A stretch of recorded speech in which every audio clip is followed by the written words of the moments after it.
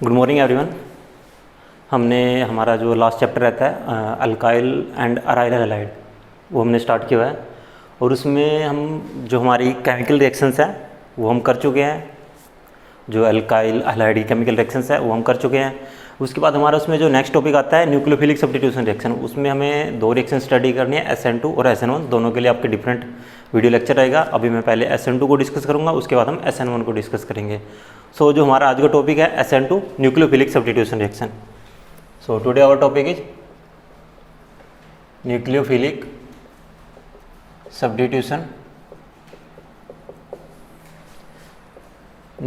Substitution reactions, और इसमें हम पर्टिकुलर किसके बारे में डिस्कस करेंगे?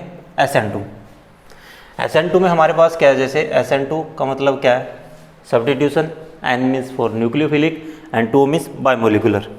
तो N स्टैंड फॉर, हम इसको जनरली इस तरह से लिखते हैं, S stand for substitution,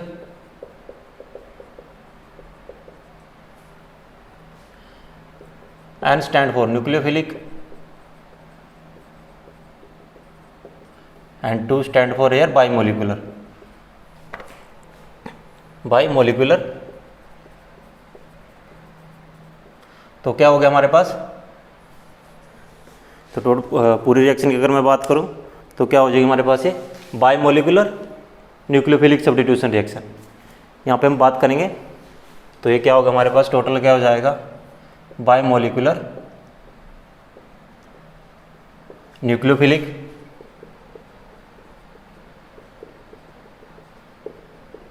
substitution reaction. ये आज का हमारा टॉपिक रहेगा। इसमें स्टीरियोकेमिस्ट्री एस्पेक्ट क्या है इसके, हमें क्या डिस्कस करना है? Bimolecular nucleophilic substitution reaction. तो पहले तो हम ये देखते हैं कि SN2 का मतलब क्या होता है। SN2 means bimolecular nucleophilic substitution ही हो गया। अब बायमोलिकुलर हम इसको क्यों कह रहे हैं यहाँ पे? कि हम इसको बायमोलिकुलर क्यों कह रहे हैं? अगर मैं आपको यहाँ पे बताना चाहूँ, जो यहाँ पे रेट ऑफ रिएक्शन करता होता है वो दोनों चीज़ पे डिपेंड करता है, substrate as well as reagent. जो हमारे पास सबस्ट्रेट हम यूज करते हैं, जो हमारा रिएक्टेंट होता है उस पर भी डिपेंड करता है, और रिएजेंट जो न्यूक्लियोफाइल हमारा है वो उस पर भी डिपेंड करता है। सो SN2 रिएक्शन में हमारे पास क्या है? In the rate determining step of a nucleophilic substitution reaction, ये हम कह सकते हैं कि if the rate determining step in nucleophilic substitution reaction involves both the substrate, alkyl halide होगा हमारा, and the nucleophile, the reaction is referred to as SN2 reaction. और हम आगे कह सकते हैं कि दूसरी लैंग्वेज में अगर मैं बात करूँ, हम ये भी कह सकते हैं कि if the rate of the reaction depends upon the concentration of substrate as well as जो हमारे पास वहाँ पे क्या है? न्यूक्लियोफाइल है। जो हमारा वहाँ पे रिएजेंट हम उसके कह सकते हैं, या आप न्यूक्लियोफाइल वहाँ पे उसको कह सकते हो कि if the rate of a reaction depends upon the concentration of the substrate क्या होगा हमारा? Alkyl halide as well as concentration of the nucleophile. So SN2 में हमारे पास रिएक्शन क्या होती है? जैसे मैं CH3 मिथाइल ब्रोमाइड की मैं रिएक्शन करा रहा हूँ, मैंने उसमें NaOH लिया एल्कोहलिक, ओके। इथेनॉल की प्रेजेंस में मैंने जैसे एल्कोहलिक आपको पहले कहा, C2H5OH के साथ वाटर भी है यहाँ पे, तो मेरे पास बनेगा क्या? CH3OH plus NaBr, means CH3Br is here substrate, ये हमारा क्या? सबस्ट्रेट, और NaOH का यहाँ पे Na पॉजिटिव OH नेगेटिव का हमारे पास यहाँ पे न्यूक्लियोफाइल। तो मैंने क्या कहा? If the rate of the reaction depends upon the concentration of the substrate as well as concentration of the nucleophile, means जो रेट होगा वो क्या होगा? Rate is directly proportional to the concentration of substrate लिखो या alkyl halide लिखो, बात एक ही है। मैं वहाँ पे अल्काइल हैलाइड मेंशन कर देता हूँ, as well as concentration of the nucleophile.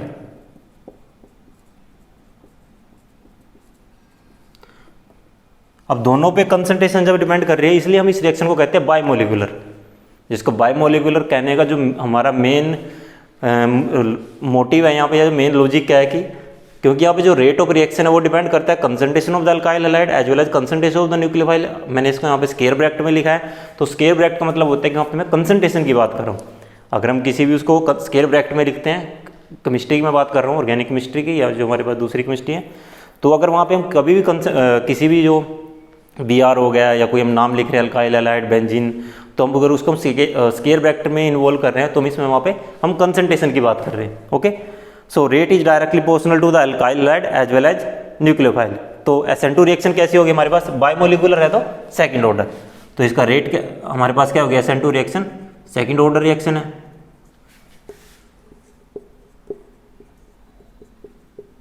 SN2 reaction क्या सेकंड ऑर्डर रिएक्शन है।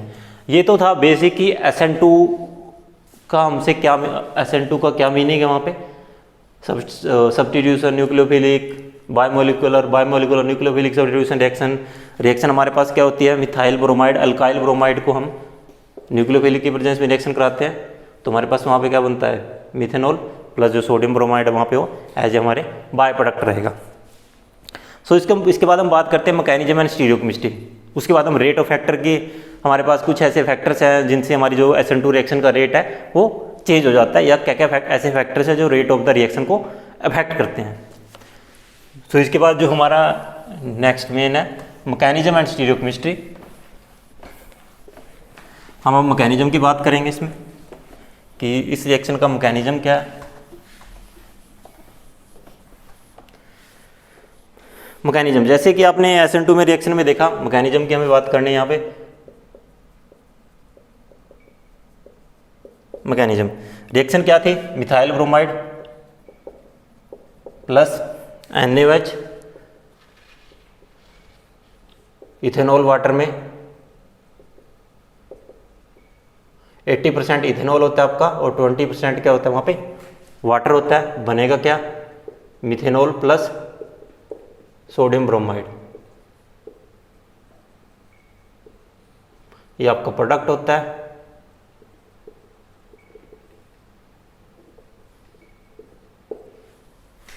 ये आपका न्यूक्लियोफाइल एंड ये आपका क्या होगा यहाँ पे रिएक्टेंट। रिएक्टेंट क्या लो, हम इसको यहाँ पे सबस्ट्रेट लिख देता हूँ मैं यहाँ पे, ये आपका क्या होगा सबस्ट्रेट होगा। जैसे मैंने पहले बात की काइनेटिक स्टडी से क्या निकल के आया, काइनेटिक स्टडी से क्या निकला कि इसका जो रेट है वो किस पे डिपेंड करता है, concentration of the alkyl halide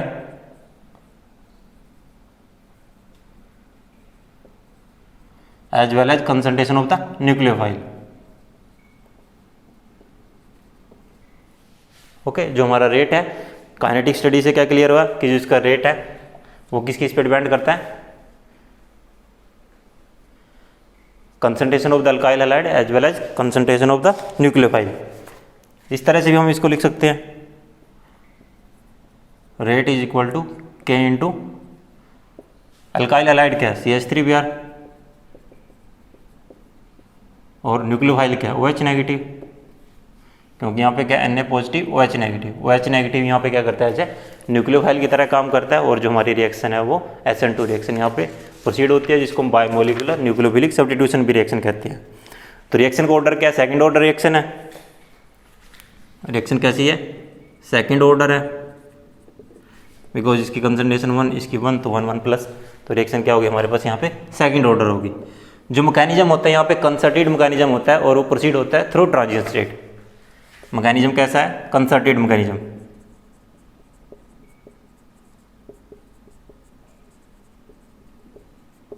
mechanism कैसा है, कंसर्टेड मैकेनिज्म है। कंसर्टेड मैकेनिज्म का मतलब क्या होता है, कंसर्टेड वर्ड का मतलब क्या है कि जैसे बॉन्ड मेकिंग स्टार्ट होगी वैसे ही बॉन्ड ब्रेकिंग स्टार्ट हो जाएगी। जो बॉन्ड मेकिंग और जो बॉन्ड ब्रेकिंग की जो प्रोसेस है वो साइमल्टेनियसली होती है। वो कैसे होती है, साइमल्टेनियसली होती है। जैसे ही बॉन्ड ब्रेकिंग स्टार्ट होगा वैसे ही बॉन्ड फॉर्मेशन स्टार्ट हो जाएगा, जैसे मैं कह सकता हूँ बॉन्ड फॉर्मेशन स्टार्ट होगा वैसे ही बॉन्ड ब्रेकिंग स्टार्ट हो जाएगा। सो रिएक्शन कैसे होती है, अगर रिएक्शन होना है तो रिएक्शन होने के लिए क्या है कि जो रिएक्टेंट है और जो न्यूक्लियोफाइल उन दोनों को आपस में कोलाइड करना पड़ेगा। कोलाइड करने पे क्या होता है कि जो OH नेगेटिव है वो क्या करता है, कार्बन को अप्रोच करता है, वो कार्बन पे अटैक करता है जो OH नेगेटिव पे, नेगेटिव चार्ज है जो उस पर इलेक्ट्रॉन डेंसिटी वो कार्बन को ट्रांसफर करता है। जैसे ही वो इलेक्ट्रॉन डेंसिटी कार्बन को ट्रांसफर करता है वैसे ही वहाँ से जो कार्बन और ब्रोमीन के बीच में जो बॉन्ड है वो ब्रेक होना स्टार्ट हो जाता है, और जो ब्रोमीन है वो इलेक्ट्रॉन डेंसिटी को अपने साथ लेके जाएगा, क्योंकि वैसे ब्रोमाइड आयन ज़्यादा स्टेबल है। अगर वो Br पॉजिटिव रहेगा तो वो अनस्टेबल रहेगा, वो दोबारा रिएक्शन में कहीं ना कहीं पार्टिसिपेट करेगा, और रिएक्शन में अगर वो पार्टिसिपेट करेगा तो जो हमारी रिएक्शन है उसका मीनिंग ही चेंज हो जाएगा। वहाँ पे जो डिजायर्ड प्रोडक्ट हम बनाना चाहते थे वो वहाँ पे नहीं बनेगा। सो जो ब्रोमाइड आयन, जो हैलाइड्स आयन होते हैं वो हमेशा नेगेटिव चार्ज के साथ ही कहीं से लीव होते हैं। सो मेरे पास मैं यहाँ पे Br hydrogen hydrogen hydrogen OH negative. देखो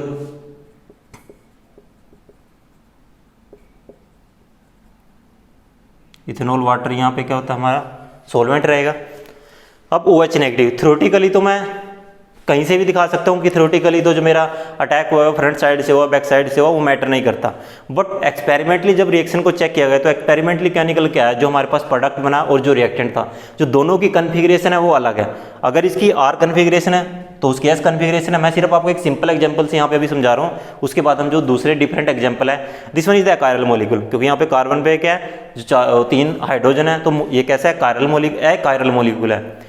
और जो इसके बाद में एग्जांपल करेंगे, जब हम स्टीरियोकेमिस्ट्री को डिस्कस करेंगे तो वहाँ पे मैं कायरल मॉलिक्यूल का एग्जांपल लूंगा, तो वहाँ पे आपको क्लियर हो जाएगा कि जो हम SN2 रिएक्शन में बात करता हूँ हमेशा बैक साइड अटैक होते हैं। मैं पहले भी आपको बता चुका हूँ ये सब चीज़ें।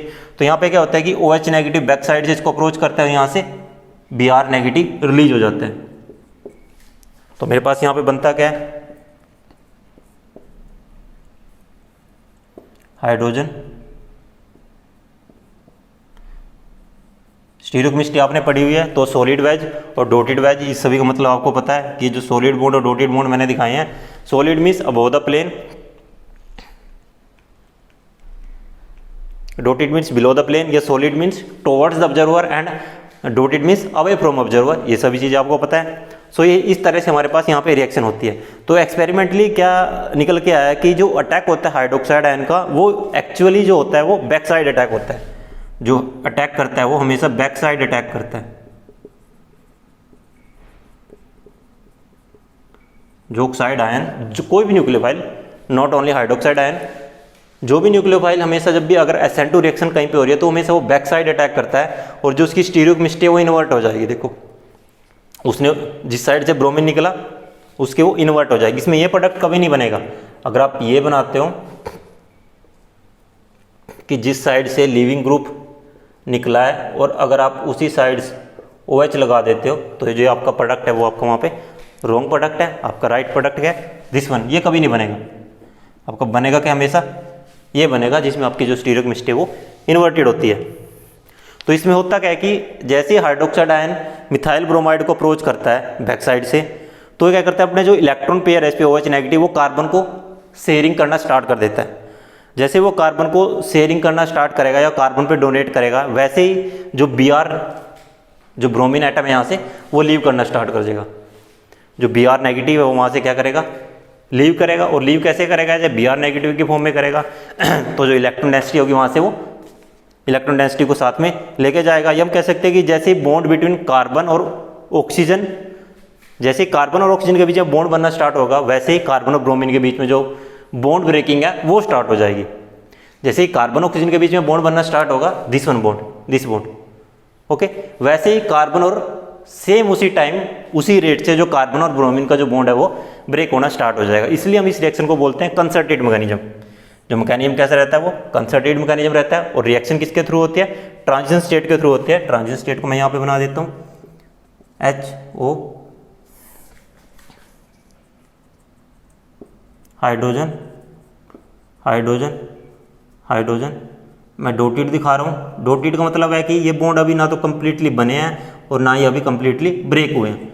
This one is transition state, ना तो बॉन्ड अभी कंप्लीटली ब्रेक हुए हैं, थोड़ा सा आप इसको ऐसे कर लो आपको जल्द अच्छा विजुलाइज होगा यहाँ से।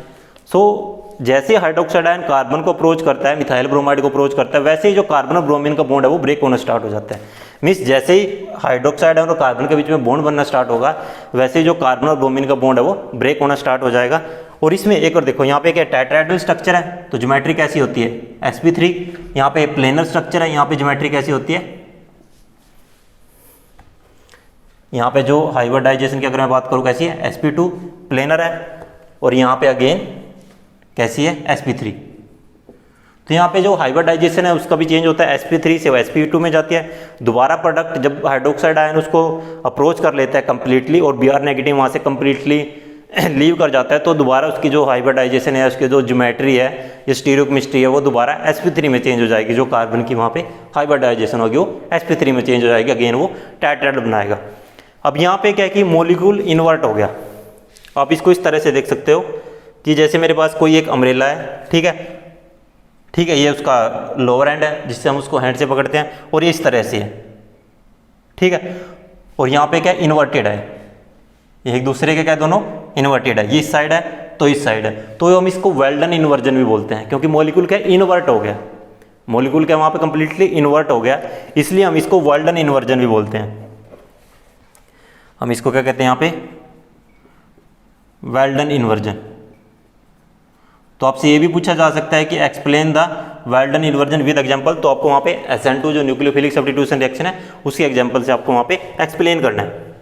अब यहाँ पे जो ट्रांजिशन स्टेट बनी है इसको हम इसके मॉलिक्यूलर जो हमारे पास डायग्राम है एक बार उसकी फॉर्म में हम इसको यहाँ पे रिप्रेजेंट कर लेते हैं।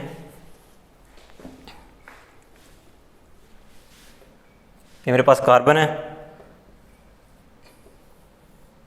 यहाँ पे हाइड्रोजन, अगेन हेयर हाइड्रोजन, और यहाँ पे हाइड्रोजन HO नेगेटिव, और हेयर इज Br नेगेटिव।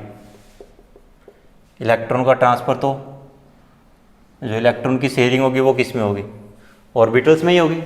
जो इलेक्ट्रॉन की शेयरिंग होगी वो किस में होगी, ऑर्बिटल्स में होगी। यहाँ पे बॉन्ड एंगल कितना है 120 degree, here is also 120 degree, here is also 120 degree, so this is sp2 hybridized। ये कैसा है sp2 hybridized है, और ये क्या यहाँ पे p orbital of sp2 carbon, p orbital of sp2 carbon, okay. ये क्या है मॉलिक्यूल का यहाँ पे कार्बन और जो 3 हाइड्रोजन एटम है, ये मैंने sp2 हाइब्रिडाइज आपको दिखा दिया। तो इसमें यहाँ पे क्या हो रहा है, जो ट्रांजिशन स्टेट मैंने बनाई है, ठीक है, इसमें जो सेंट्रल कार्बन एटम है वो कैसा है sp2 हाइब्रिडाइज है, and 3 hydrogen atom attach to it line in a plane. जो 3 हाइड्रोजन एटम है वो इसके प्लेन में लाई कर रहे हैं, और जो ऑर्बिटल्स मैंने दिखाई है यहाँ पे परपेंडिकुलर है। म्यूचुअल बॉन्ड एंगल कितना है 120 डिग्री मैंने आपको दिखाया, इसका 120 है, इसका 120 और इसका भी 120 डिग्री का बॉन्ड एंगल है। The OH group and Br atom are partially bonded to each other to each the p orbital। जो empty p orbital है वहाँ पे, और जो p orbital क्या है वो परपेंडिकुलर है इसके, p orbital क्या है इसके परपेंडिकुलर है। अगर ये मॉलिक्यूल इस तरह से है तो जो p orbital है वो यहाँ पे है, जो ये वाला लोब है ये यहाँ पे है, और जो ये वाला लोब है उसके बैक साइड है। परपेंडिकुलर तभी होगा ना क्योंकि बॉन्ड एंगल क्या होगा उसके बीच में, यहाँ पे 90 डिग्री का बॉन्ड एंगल हो जाएगा। अगर ये इस तरह से है तो बॉन्ड एंगल कितना हो जाएगा इसके बीच में 90 डिग्री का बॉन्ड एंगल हो जाएगा।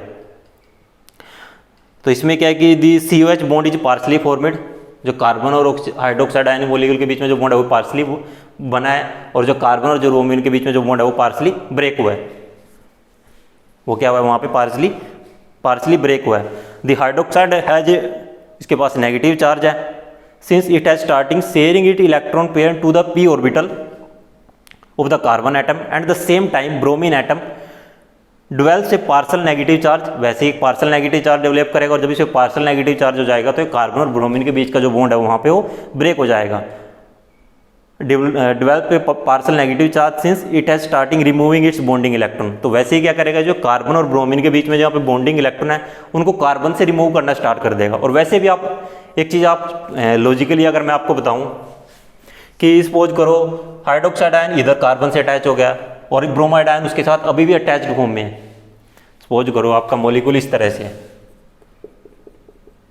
हाइड्रोजन हाइड्रोजन हाइड्रोजन हाइड्रोजन, ये पॉसिबल है क्या? कार्बन 5 बॉन्ड नहीं बनाएगा, कार्बन 5 बॉन्ड नहीं बनाएगा। तो ऑब्वियस सी बात है, जैसे ही हाइड्रोक्साइड आयन कार्बन को अप्रोच करेगा वैसे ही ब्रोमाइड आयन वहाँ से लीव हो जाएगा। अगर वो लीव नहीं होगा तो वहाँ पे जो कार्बन के 5 बॉन्ड्स नहीं बनते, कार्बन की वैलेंसी 4 है, कार्बन मैक्सिमम 4 ही बॉन्ड बनाएगा। तो इसलिए हम कहते हैं कि कंसर्टेज मैकेनिज्म होता है, जैसे ही ये इसको अप्रोच करना स्टार्ट करता है वैसे ही यहाँ से बॉन्ड बनना स्टार्ट हो जाता है। अगर यहाँ पे 50% इसने इसको अप्रोच किया तो कार्बन और जो ब्रोमीन का बॉन्ड है वो 50% वहाँ पे ब्रेक हो जाएगा। Okay, so such a picture of the transit state can be compare to a wheel and axle in which the 3 hydrogen atom are, ये तो रहने दो अब यहाँ पे ट्रांजिट स्टेट बनी है। सो इसके बाद अगर हम इसको प्रोफाइल, जो इसका एनर्जी प्रोफाइल डायग्राम है उसके पॉइंट ऑफ व्यू में हम इसको रिप्रेजेंट करें, देखो जो ट्रांजिशन स्टेट है उसकी एनर्जी ज़्यादा है, रिएक्टेंट की एनर्जी कम है, रिएक्टेंट की भी एनर्जी ज़्यादा है, प्रोडक्ट की एनर्जी कम होती है, क्योंकि रिएक्शन कैसी है, एक्सोथर्मिक रिएक्शन होती है। ये रिएक्शन कैसी होती है, एक्सोथर्मिक रिएक्शन होती है।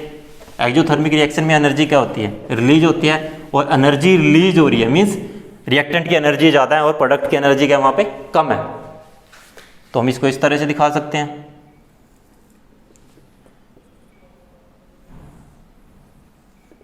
हेयर इज रिएक्टेंट और यहाँ पे क्या प्रोडक्ट है और यहाँ पे क्या ट्रांजिशन स्टेट, यहाँ पे क्या ट्रांजिशन स्टेट है। तो जो पोटेंशियल एनर्जी डायग्राम वो हमें क्या दिखा रहा है, the profile so that there is only one transition state. यहाँ पे क्या सिर्फ एक ही ट्रांजिशन स्टेट है, तो मैं इसको TS1 लिख रहा हूँ। TS1 आप इसको लिख सकते हो, मेंशन करना चाहते हो 1 यहाँ पे मेंशन कर सकते हो, अगर नहीं मेंशन करना तब भी कोई प्रॉब्लम नहीं है। तो यहाँ पे क्या ट्रांजिशन स्टेट बन रही है and no intermediate between the reactant product, कोई इंटरमीडिएट नहीं है, ओनली रिएक्शन किसके थ्रू प्रोसीड हो रही है, ओनली ट्रांजिशन स्टेट के थ्रू प्रोसीड हो रही है। कंसर्टेड मैकेनिज्म रिएक्शन का आपको ध्यान रखना है। The reactant are shown to be slightly higher energy, देखो जो रिएक्टेंट की एनर्जी है वो ज़्यादा है एज कंपेयर टू प्रोडक्ट, क्योंकि रिएक्शन कैसी है, एक्सोथर्मिक रिएक्शन है। रिएक्शन कैसी है, एक्सोथर्मिक रिएक्शन है। यहाँ पे हम लिख सकते हैं progress of reaction,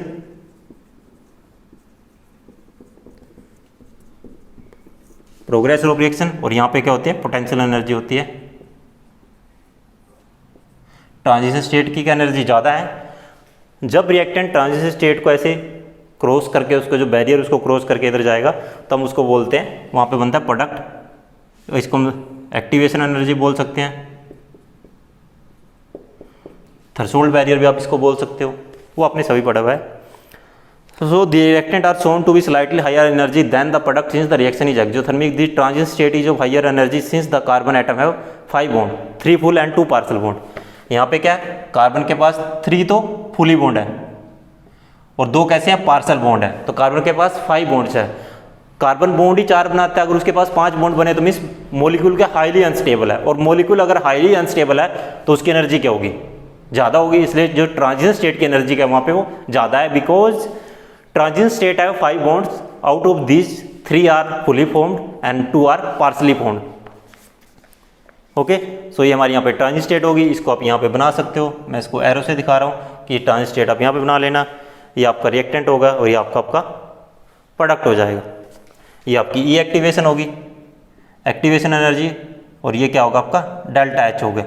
delta H is the exothermic, जो आपकी एनर्जी रिलीज होगी, रिएक्टेंट की एनर्जी और जो प्रोडक्ट की एनर्जी, दोनों का एनर्जी गैप होगा, वो आपकी एनर्जी वहाँ पे क्या होगी, रिलीज होगी। जो मैंने पहले भी जैसे आपको बताया था कि finally as the transition state passes over to product, जो ट्रांजिशन स्टेट है रिएक्टेंट टू ट्रांजिशन स्टेट बनेगा क्या, मैं दोबारा दिखा देता हूँ। रिएक्टेंट से ट्रांजिशन स्टेट बनेगी और ट्रांजिशन स्टेट से क्या बनेगा, प्रोडक्ट बनेगा। रिएक्टेंट में हमारी sp3 हाइब्रिडाइजेशन होती है, यहाँ पे sp2 और यहाँ पे क्या होती है sp3। So as the transition state passes to the product, the rehybridization of the carbon atom occur. Again मैंने जैसे कहा था sp2 to sp3, उसकी अगेन वहाँ पे rehybridization होगी and the group or atom attached to it change their relative position. जैसे उसकी sp3 hybridization होगी तो टेट्राहेड्रल में चेंज हो जाएगा। In other words, the configuration of the product relative to the reactant is inverted. मैंने पहले भी कहा था बैक साइड अटैक होता है तो जो वहाँ पे कन्फिग्रेशन होती है वो इन्वर्टेड होती है। यहाँ पे क्या होता है, इन्वर्जन ऑफ कन्फिग्रेशन होता है। मैकेनिज्म में मैं मेंशन भी कर देता हूँ, इन्वर्जन ऑफ कन्फिग्रेशन। मैं आपको इन्वर्जन ऑफ कन्फिग्रेशन भी समझाऊंगा, उसमें कोई दिक्कत नहीं है आपके लिए। इन्वर्जन ऑफ कन्फिग्रेशन, कन्फिग्रेशन में क्या हो जाएगा, इन्वर्जन हो जाएगा। थोड़ा सा आप ऐसे समझ लो, अगर यहाँ पे आर कन्फिग्रेशन है तो यहाँ पे क्या होगी, एस कन्फिग्रेशन होगी। If reactant have S configuration then product have R configuration, if the reactant have R configuration then the product have S configuration, जो हमारी एब्सोल्यूट कन्फिग्रेशन होती है। Such inversion of configuration is called Walden inversion, जैसे मैं आपको बताया कि well done inversion भी कहते हैं, और जो वेल्डन इन्वर्जन होती है वो हमेशा SN2 रिएक्शन में होती है। Walden inversion is always occur in SN2 reaction. Okay, so I hope ये आपको यहाँ तक समझ में आया होगा। मैंने उसको बहुत स्लोली कराया है कि कोई भी कंसेप्ट मिस नहीं होना चाहिए, ये आपको समझ में आया होगा। इसके बाद हम स्टीरियोकेमिस्ट्री की बात करते हैं। जैसे मैंने आपको कहा था स्टीरियोकेमिस्ट्री में अगर मैं बात करता हूँ, अब मैंने मिथाइल ब्रोमाइड की हाइड्रोक्साइड आयन वहाँ पे एज ए न्यूक्लियोफाइल था, मैंने उसकी रिएक्शन करा के वहाँ पे मिथेनॉल की फॉर्मेशन की है। सो मैं हमारा बना क्या था, मिथाइल ब्रोमाइड टू मिथेनॉल की वहाँ पे फॉर्मेशन हुई है। बट मिथेनॉल है वो कार्बन है वो 3 हाइड्रोजन आइटम। सो अगर कार्बन के पास 3 हाइड्रोजन आइटम है तो वहाँ पे मॉलिक्यूल कैसे हो गया, एक कायरल मॉलिक्यूल हो गया। और एक कायरल मॉलिक्यूल में हम नहीं बता सकते कि वहाँ पे जो प्रोडक्ट बना है वहाँ पे इन्वर्जन ऑफ कन्फिग्रेशन हुआ है या नहीं हुआ। जो मिथाइल ब्रोमाइड का जो एग्जांपल लिया गया है वो सिर्फ आपको चीज़ें जो टॉपिक है हमारे या जो हमारे कंसेप्ट हैं वो अच्छे से क्लियर हो, इसलिए वहाँ पे उसको यूज किया गया है। तो हम बात करते हैं स्टीरियोकेमिस्ट्री।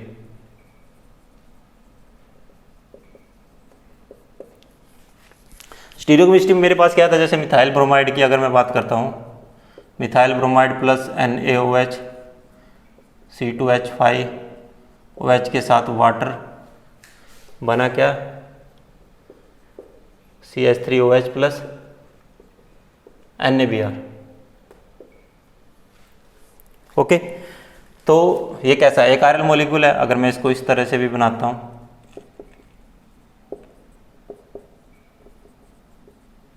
और साथ में मैं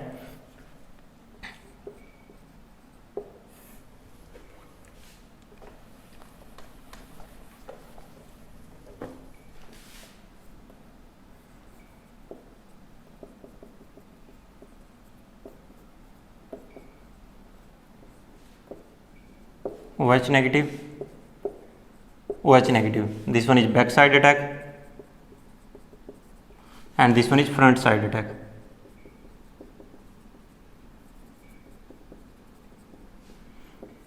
ये इधर अगेन ये इधर and this one is okay. Product क्या बनेगा, बैक साइड अटैक है तो hydrogen hydrogen hydrogen hydroxide ion and here carbon hydrogen hydrogen hydrogen and hydroxide ion. Okay, यहाँ पे कन्फिग्रेशन कैसी है, इन्वर्टेड है, और यहाँ पे कन्फिग्रेशन क्या है, सेम है। बट मिथाइल ब्रोमाइड एक आयरल मॉलिक्यूल है, जो मेरे पास यहाँ पे मैंने यूज किया है, जो मिथाइल ब्रोमाइड है वो कैसा है, एक आयरल मॉलिक्यूल है।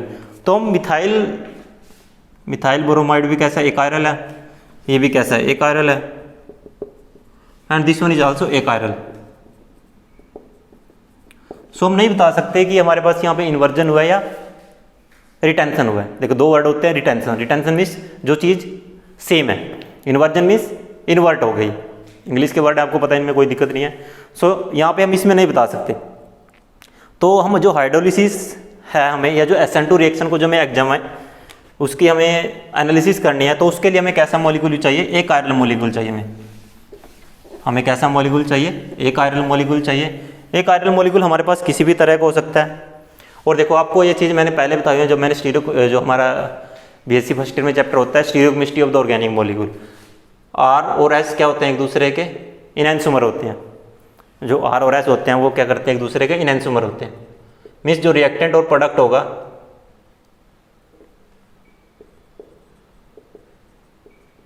जो रिएक्टेंट और प्रोडक्ट होगा, अगर उनमें मैं रिलेशनशिप की बात करूँ तो वो एक दूसरे के क्या होंगे, वहाँ पे इनएंसोमर होंगे। जैसे मेरे पास ये है कार्बन ब्रोमीन, यहाँ पे है CH3, here is hydrogen and here is NC3H13, this one is bromo octane. और मैं इसकी क्या करा रहा हूँ, वही रिएक्शन OH नेगेटिव के साथ मैं इसके यहाँ पे रिएक्शन करा रहा हूँ SN2 मैकेनिज्म के थ्रू। ओके, और SN2 मैकेनिज्म में अटैक कैसा होता है, बैक साइड अटैक होता है।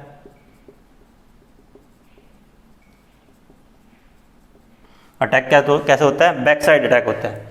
बैक साइड मीन्स ये यहाँ से अटैक करेगा इस पर, ये ग्रुप इधर से रिलीज हो जाएगा, ये ग्रुप इधर से रिलीज होगा तो प्रोडक्ट क्या बनेगा, HO carbon NC3H13 hydrogen and here is CH3। अब हमें मैंने क्या कहा यहाँ पे हमारे पास इन कि जो हम अगर हम ऑप्टिकली एक्टिव मॉलिक्यूल लेते हैं, this one is optically active means मैं कायरल लिख देता हूँ, ये कैसा है कायरल है, and this one is also chiral because all the 4 group around the carbon atom are different. Basic सी कंडीशन हमारे पास ये होती है ना कि जो कार्बन एटम के अराउंड जितने भी नंबर ऑफ ग्रुप्स हैं वो सभी डिफरेंट होने चाहिए। चलिए कार्बन मैक्सिमम 4 को अकोमोडेट करेगा बिकॉज कार्बन की वैलेंसी वहाँ पे 4 ही होती है, टेट्राहेड्रल स्ट्रक्चर रहेगा, जो ग्रुप होने चाहिए कार्बन के अराउंड वो सभी डिफरेंट होंगे। सो हम ये चेक करते हैं कि यहाँ पे एक्चुअल में इन्वर्जन हुआ भी या नहीं हुआ है, तो उसके लिए हम क्या हेल्प लेंगे, हम एब्सोल्यूट कॉन्फ़िगरेशन की हेल्प लेंगे। सो एब्सोल्यूट कॉन्फ़िगरेशन निकालने के लिए अब जो स्टीरियोकेमिस्ट्री ऑफ जो ऑर्गेनिक मॉलिक्यूल है उसके रूल्स में यहाँ पे डिस्कस नहीं कर सकता, उसके लिए जो मैंने वीडियो लेक्चर बनाई है आप वो देखना। अब यहाँ पे हम जो प्रायोरिटी देते हैं वो हम देते हैं उसके एटॉमिक नंबर के अकॉर्डिंग। ब्रोमीन का एटॉमिक नंबर सबसे ज़्यादा है, फर्स्ट प्रायोरिटी। यहाँ पे क्या है CH3 CH2 CH2 CH3।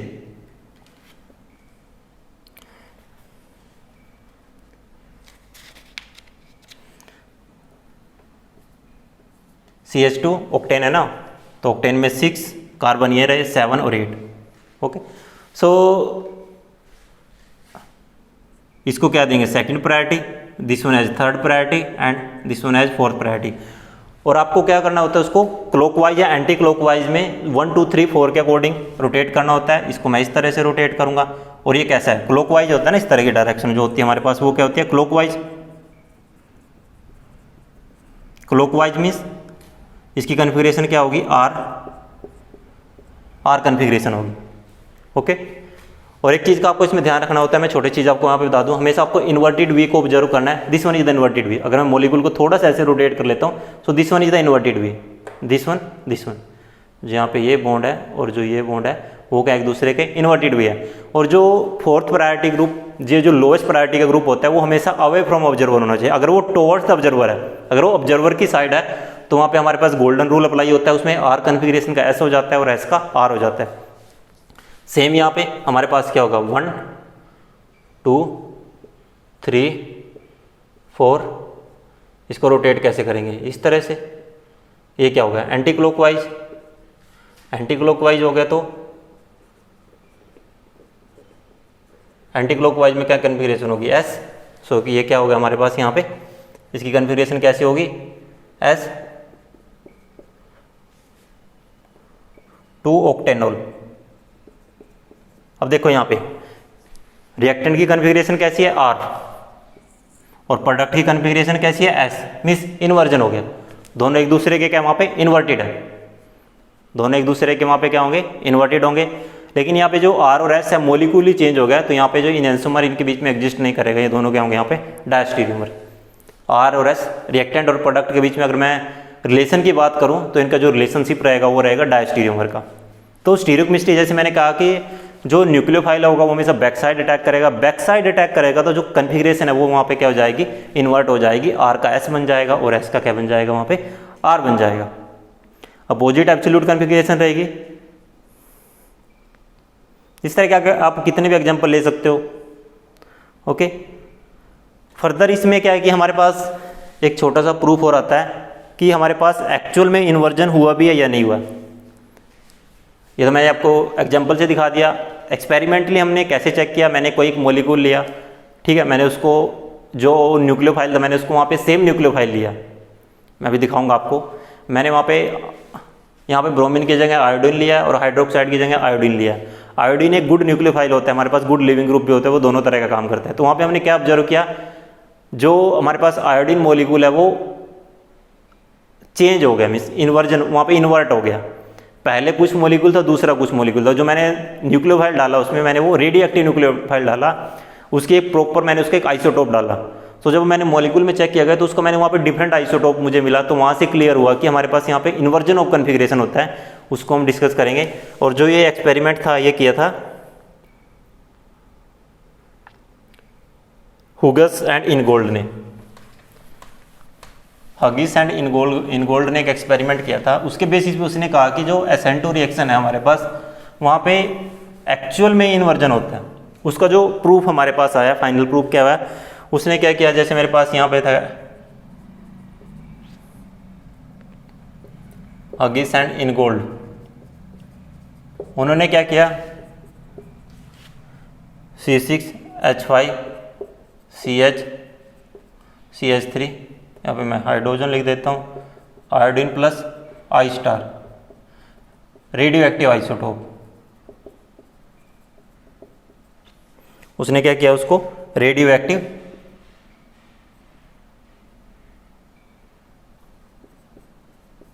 Isotope से रिएक्शन कराई। तो यहाँ पे हमें क्या मिला, C6H5CH3H I star plus I negative.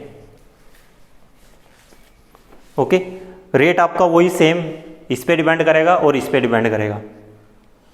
ठीक है, यहाँ पे ऑब्जर्व किया गया कि जो आयोडीन है वो एक्सचेंज हो गया। आयोडीन का क्या हुआ, यहाँ पे एक्सचेंज हुआ है, और आयोडीन का अगर एक्सचेंज हुआ है तो मिस स्टीरियोकेमिस्ट्री क्या होगी, वहाँ पे इन्वर्ट होगी। मिस रिएक्शन किस तरह से हुई, CH3 हाइड्रोजन C6H5 है यहाँ पे I, okay, plus I star. अगर ये फ्रंट साइड अटैक करता है इस साइड से और ये इधर से बाहर, तो इस केस में मेरे पास बनेगा क्या, CH3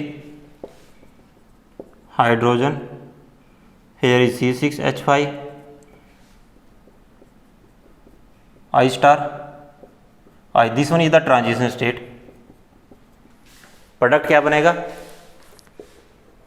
CH3 हाइड्रोजन C6H5 और यहाँ पे क्या आ जाएगा, I स्टार आ जाएगा plus I negative. Okay, but experimentally क्या ऑब्जर्व किया गया, हमारे पास ये प्रोडक्ट नहीं बनता, हमें ये प्रोडक्ट मिला ही नहीं वहाँ पे।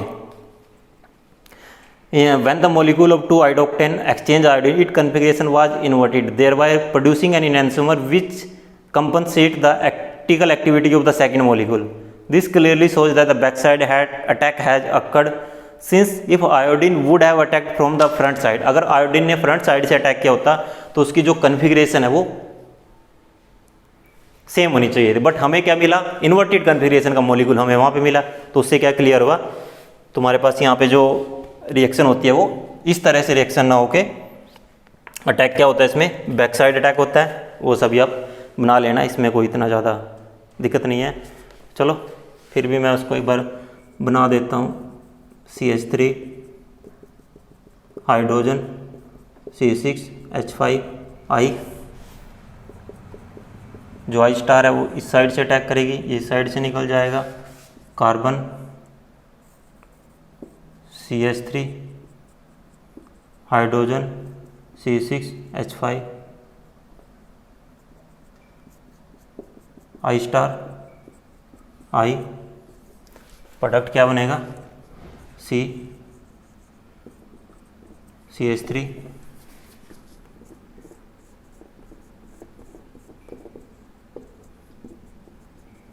हाइड्रोजन C6H5 और यहाँ पे क्या आ जाएगा आपका I star plus I negative. जो हमें कन्फिग्रेशन मिलेगी वो क्या मिलेगी, हमें वहाँ पे इन्वर्टेड कन्फिग्रेशन मिलेगी, ये वाला प्रोडक्ट हमारा वहाँ पे होगा। ओके, सो इस तरह से जो हगिस और इनगोल्ड थे उन्होंने एक एक्सपेरिमेंट किया और उन्होंने इसके बेस पे बताया कि हमारे पास यहाँ पे जो प्रोडक्ट मिलता है हमें वो अलग ऑप्टिकल एक्टिविटी का प्रोडक्ट मिलता है। ओके, और अगर हमें यही सेम प्रोडक्ट मिल रहा है तो इस दोनों के बीच में हम डिफरेंशिएट नहीं कर सकते, आयोडीन आयोडीन के बीच में, क्योंकि आइसोटोप के बीच में वहाँ पे डिफरेंशिएट नहीं हो सकता। बट यहाँ पे हमें जो रिएक्टेंट और प्रोडक्ट मिला है दोनों के बीच में डिफरेंशिएट हम कर सकते हैं, दोनों की अलग कन्फिग्रेशन अलग होगी, एक में R होगी दूसरे में क्या होगी, वहाँ पे S होगी। सो आई होप जो न्यूक्लियोफिलिक सब्स्टिट्यूशन रिएक्शन मैंने आपको यहाँ पे पढ़ाना स्टार्ट किया था वो आपको समझ में आया होगा। So thank you for watching the video. इसके बाद हम जो हमारा नेक्स्ट वीडियो लेक्चर होगा उसमें हम डिस्कस करेंगे रेट ऑफ फैक्टर कि इसमें हमारे पास जो नेक्स्ट टॉपिक क्या है, factor affecting the reactivity of alkyl halide in SN2 reaction, कि हमारे पास ऐसे क्या क्या फैक्टर हैं जो SN2 की रिएक्टिविटी को अफेक्ट करते हैं। देखो, एक तो हमारे पास अल्काइल हैलाइड किस टाइप का होगा, न्यूक्लियोफाइल किस तरह का है, यहाँ पे स्टीरिक हिंड्रेंस है या नहीं, और जो हमने सोलवेंट यूज़ किया वो किस तरह का है। 4 फैक्टर हैं टोटल, चारों फैक्टर के बारे में हम यहाँ पे डिस्कशन करेंगे नेक्स्ट वीडियो लेक्चर में। So thank you for watching the video.